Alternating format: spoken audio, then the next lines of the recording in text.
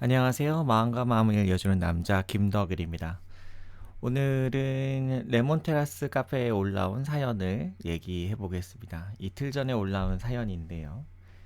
호감 정도로 결혼을 했는데 지금 결혼한 지 6개월이 됐는데 행복하지 않는다는 내용입니다. 긴 내용이니까 요약을 좀 해보면 남친하고 헤어지고 중매로 남편을 만나서 사귀게 됐는데 남편하고 사귀고 있는 도중에 전 남친이 지속적으로 연락을 해왔대요. 하지만 남편과 사귀고 있는 중이었기 때문에 그 연락을 차단을 하고 만나지를 않았는데 남편은 착하고 표현력은 부족하지만 사람은 괜찮은데 건조하고 답답함을 느끼는 그런 사람이고요.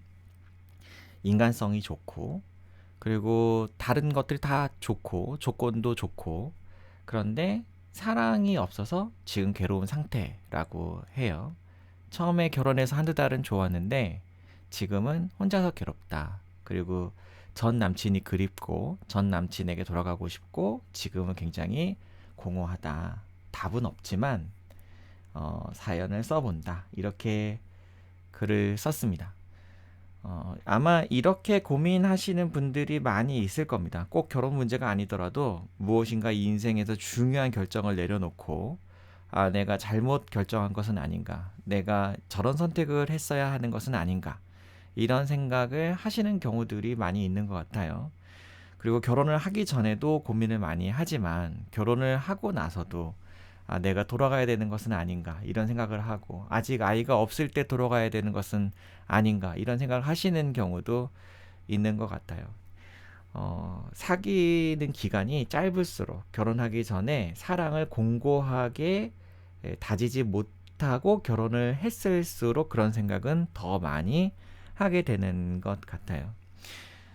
제가 이 사연을 보면서 그 메슬로우의 욕구의 위계 단계를 생각을 했는데 그 메슬로우라는 심리학자가 이런 얘기를 했습니다. 인간이 가지고 있는 욕구들은 어느 정도의 위계가 있는데 하위 욕구가 충족이 어느 정도 되면 상위 욕구가 나타난다. 하위 욕구가 어느 정도 충족되기 전까지는 상위 욕구가 잘 나타나지 않는다. 그래서 이 사람이 이제 가장 밑바닥에 있는 욕구로 얘기했던 거는 생존, 생리적인 욕구이고, 그리고 안전의 욕구, 그리고 나서 그 위에 뭐가 있냐면 사회적 욕구, 소속의 욕구, 사랑의 욕구 이런 게 있고, 존중, 존경의 욕구가 있고, 그 위에 자기 실현 욕구가 있습니다. 많은 사람들이 결혼을 할 때 무엇을 많이 생각하냐면 생존과 안전을 많이 생각합니다. 그래서 만약에 내가 사귀고 있는 사람이 생존과 안전이 잘 해결된 사람인데 이 사람과 내가 사랑도 한다면 별 문제는 없지만 만약에 내가 이 사람과 사귀면서 생존과 안전은 좀 위협을 느끼고 있지만 하지만 사람이 좋아서 사랑을 하고 있었다고 한다면 결혼을 하는 것에 있어서는 많이 망설이게 됩니다.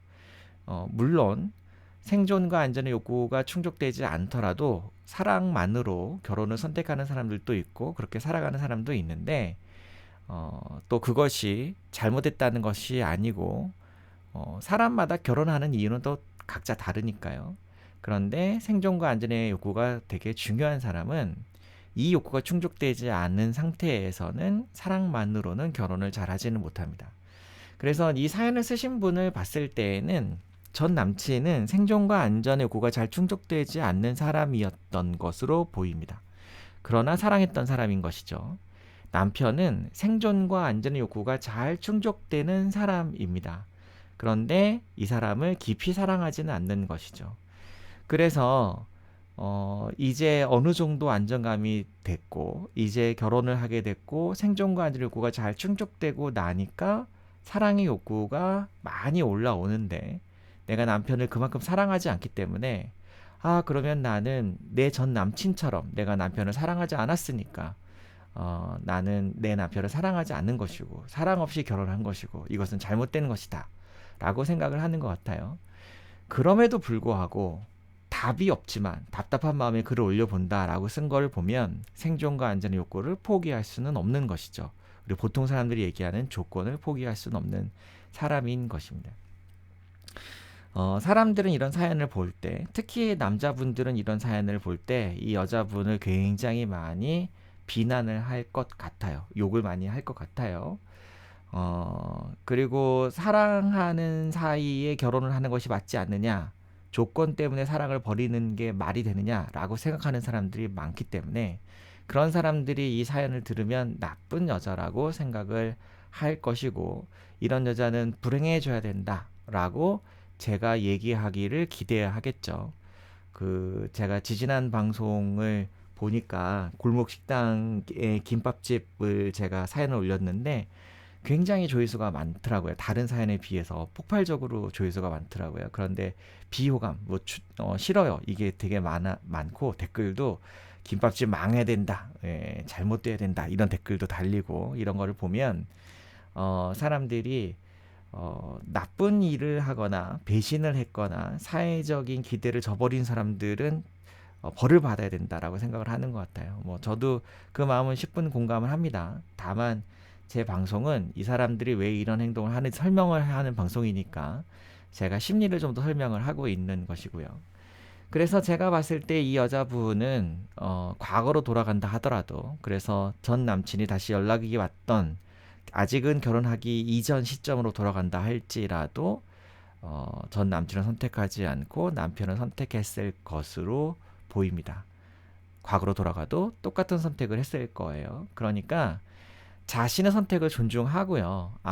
나한테는 생존과 안전이 굉장히 중요한 사람이구나, 이렇게 자기를 받아들이고, 그리고 과거는 아름다운 추억으로 그냥 남기는 것이 좋을 것 같아요. 추억은 추억일 때 아름다운 것이니까요.